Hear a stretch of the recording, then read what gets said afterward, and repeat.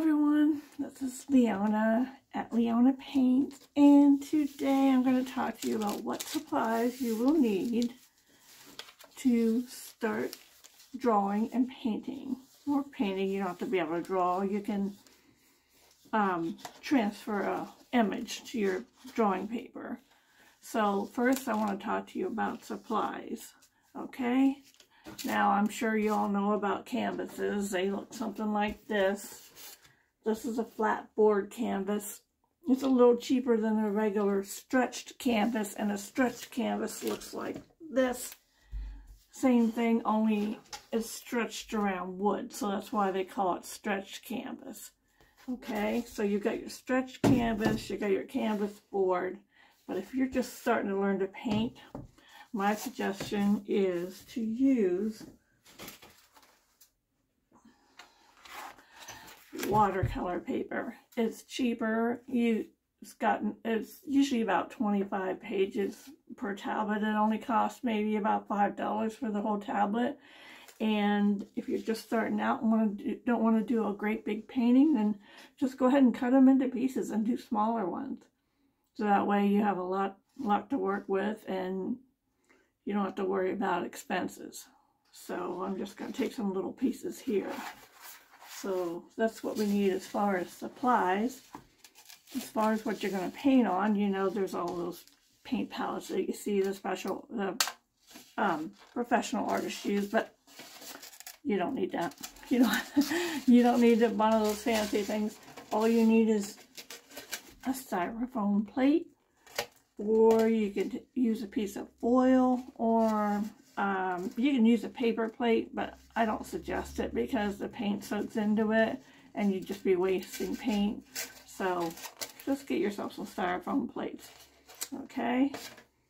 And brushes, there's all kinds of brushes. I've got a whole bin full of brushes, and as you can see, it's just a tin can. You don't need a fancy container for them.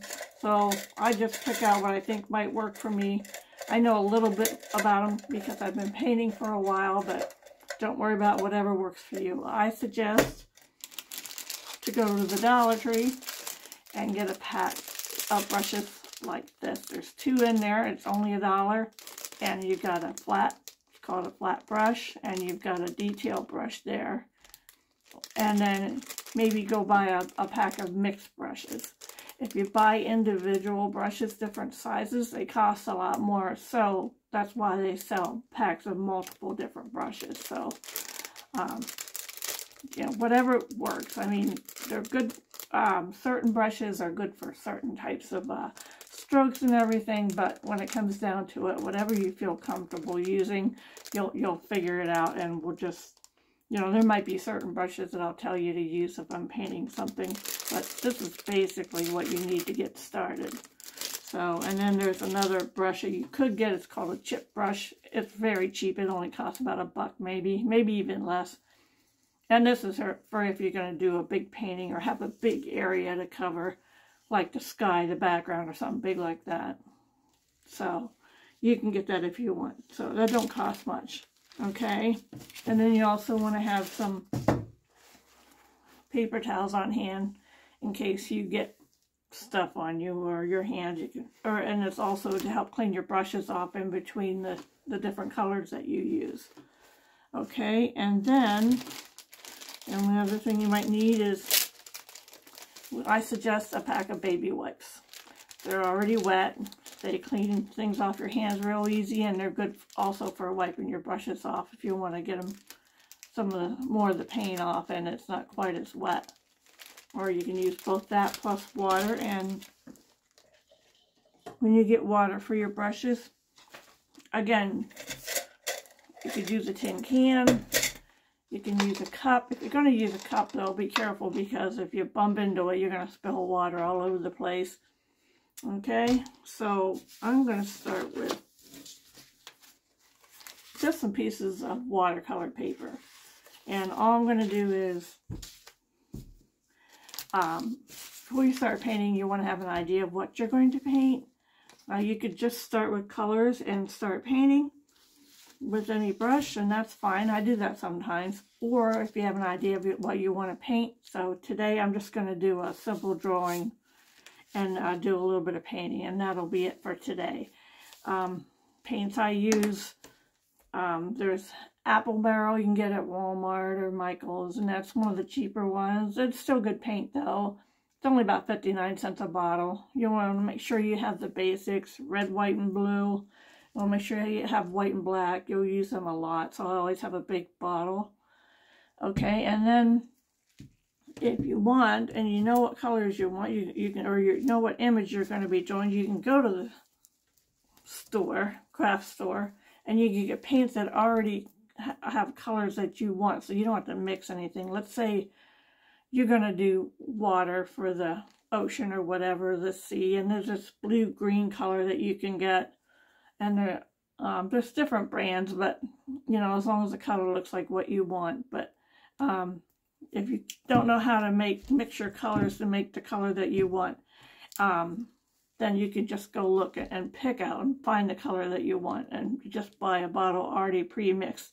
It is a lot nicer because they have so many different colors out now, and it's already mixed. And when you go to paint, if you had to have that color again on that painting, let's say I put the color down on the paper, and later on I needed to add some more. Well, you want to make sure it's all consistent, the color. So it is nicer just to get the colors already made up, and there's so many different ones. And most, you know, there's not a little bit of difference between the people who make the paint. I mean, there are some that are thicker and nicer paints, and they cost a little more, but you don't need anything expensive. You just, you know, okay. And if you're going to paint on a canvas, you'll hear some people talking about the canvas being primed. Professional artists, they sand this down and they put this primer on it called gesso, and they do it like 4 times. We don't need to do all that. We're just going to practice. So we're just going to start on some watercolor paper. So just for today, I'm just going to do a drawing of a teddy bear, and then I might paint it a little bit. But I wanted to get this started. This is my first time doing a training video for Leona Paints, so bear with me. Okay, so I'm going to go ahead and do a quick drawing on this little piece right here. A pencil and an eraser close by somewhere. I also have a little video on my page that tells you how to draw a teddy bear, so I'm just going to draw a simple one for today. I've just done it so many times that it only takes a minute, so I draw my image. Let's see if you can watch me. I don't know if you can see me doing this or not. So I have a special little training that I use for you to draw a teddy bear. It's really simple. It's just a matter of drawing a bunch of circles.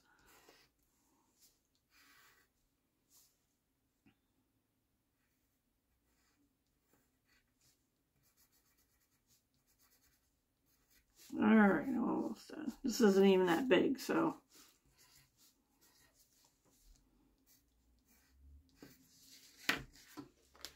Alright, so there's my teddy bear. He's not the perfect teddy bear, but probably if I was doing it for somebody, I would probably take a little more time, make him look a little bit better.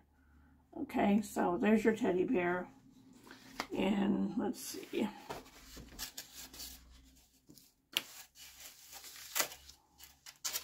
I'm just going to paint him a little bit. Just the point of the whole training is to make it so you're not afraid to try it.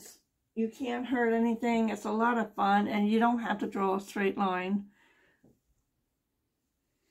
That's the first thing people say to me is, well, I can't even draw a straight line. Well, you don't have to. That's what's fun about painting, is there is no straight lines. You know, unless you're going to do architectural I don't even know how to say that. Architecture type work. Drafting and stuff. Alright, so I'm just going to put a little bit of paint, brown paint on my plate. And some white.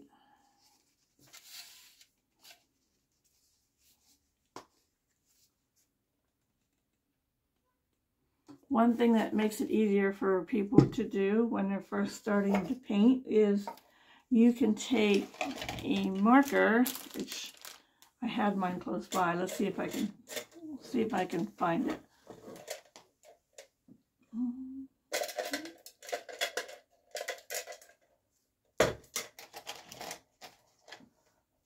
Not when I need it. I'll have to use my big one. And you can trace the outside of your image, and it makes it almost like you're coloring in a coloring book. And since you're just learning and you're just practicing, then just do what you have to do. So I'm going to go ahead and outline this. The marker's kind of big, but I'm not too worried about it.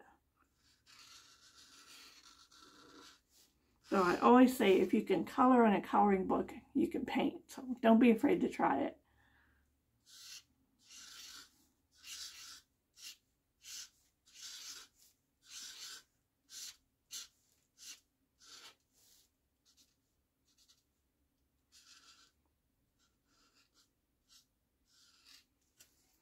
Alright, that's not the best drawing, but this is just a practice thing anyway. Alright, there's my teddy bear. So, really nothing to it. Just pick up a paintbrush. I'm going to take this little one. This is kind of a small paper, so, and I'm just going to dip it in my paint. Color in the outlines.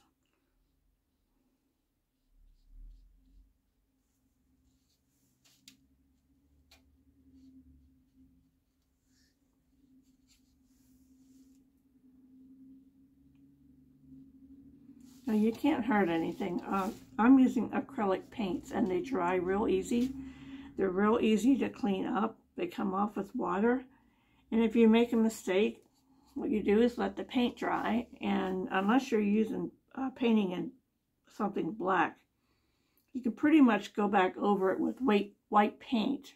Let the white paint dry, and then you can go ahead and pick the color that you want and go back over it, and it'll fix anything. I'm covering over his mouth because I know where his mouth is, and I don't have to worry about putting it back on there.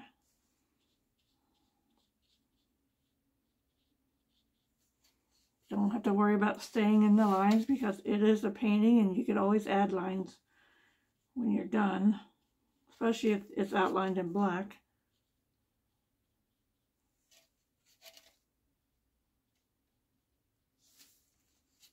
So I'm just using one color of paint. This is just so you can get started and not be afraid to try it.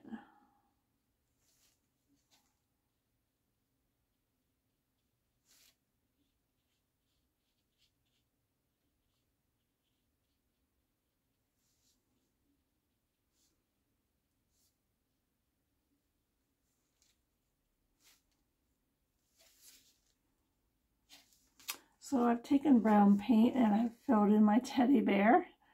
And now I'm going to take a little bit of black and fill in his nose.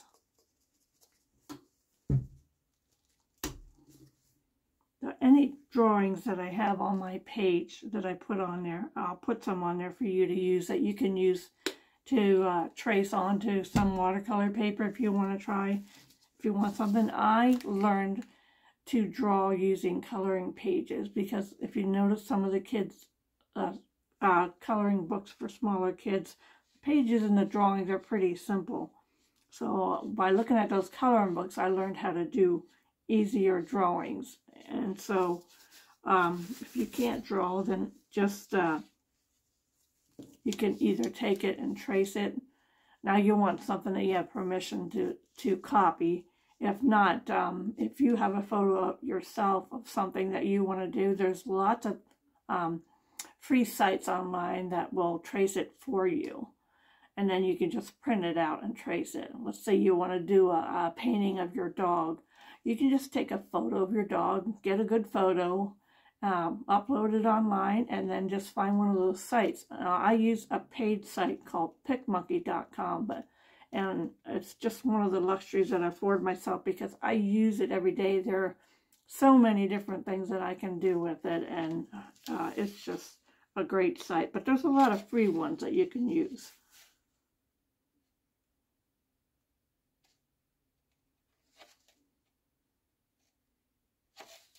Now I'm going to get a smaller brush and outline him with some black paint.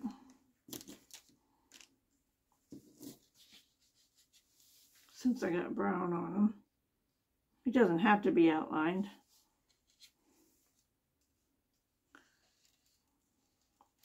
The important thing is that you just play around and have some fun with it. I mean, you can't hurt anything, and if you really want to learn, there's little things that I've learned just by watching online, and I will tell you one good place to learn is Pinterest. Pinterest, there are so many instruction videos on Pinterest for painting. The only problem with some of them is they go too fast. I mean, it's like a speed thing, so unless you slow it down, it's hard to tell how they're going from one thing to the next. Okay, so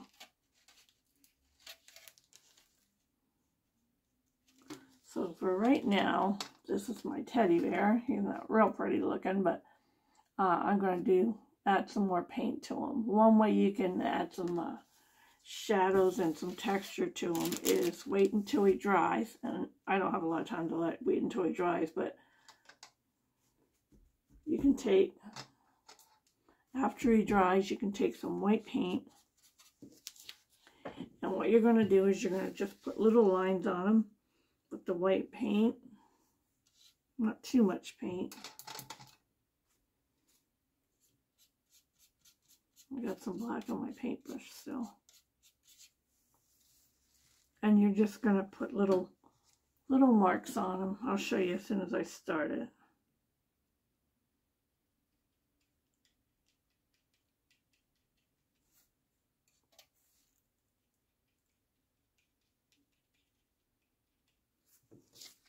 So what I'm doing is I'm putting like little dots and little marks on them, and when that dries, I think we have enough time I can show you.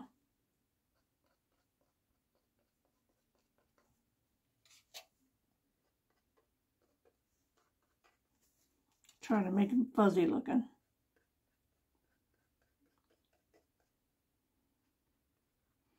I don't put too much on his face.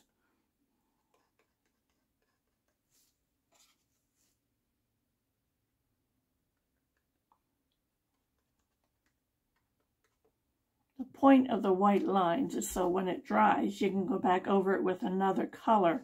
Only we're going to water that color down, and that's going to cover it like a glaze, and it's just going to give it a hint of another color. Yet, the strokes of the white paint are still going to shine through. So let's see if I can get some of this done so I can show you. Right now, it just looks like he has something wrong with him. But it'll work out. Alright, so let's, a lot of people that do painting classes have a blow dryer handy, and they'll blow the paint dry so that they can work on it quicker.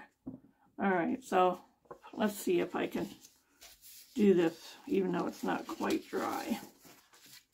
So I'm just going to take some of that same brown paint that I used and mix it with white and make it a little bit lighter. Or, well, yeah, I think that's what I'll do.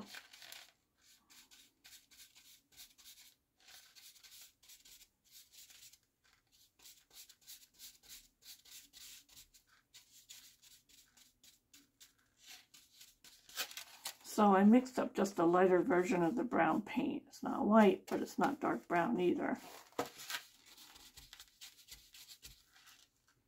I better use a different brush. I think this one I'll probably do. If not, I'll try a different one. Okay, so when you're going to paint this, what you want to do is dip into your paint. Because you don't want to put the full color on there and cover up those white strokes, you just want to coat it with like a glaze.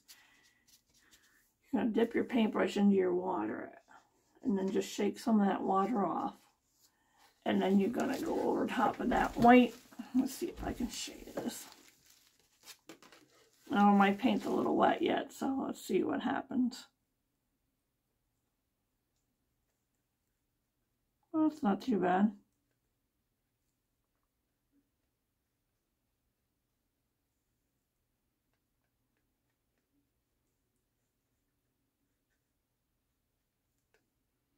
Now you're going to eventually have to go back and redo some of the black lines.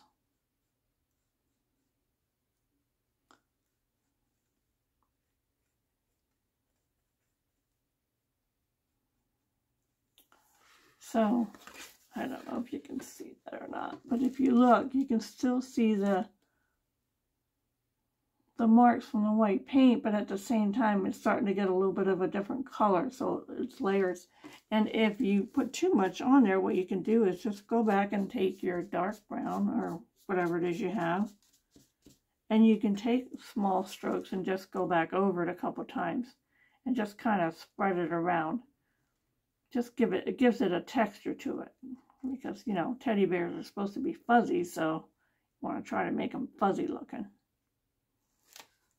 So I don't know if you can tell by looking at that. So when that dries, I'm going to go back over his eyes and his nose, and maybe put a little more paint on him.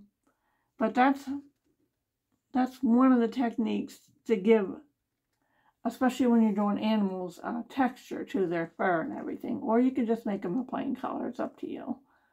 Okay, so that's our first lesson. This is kind of small. Normally I would do something bigger and I would take more time. If you understand what I'm saying, if you get the idea, let me know.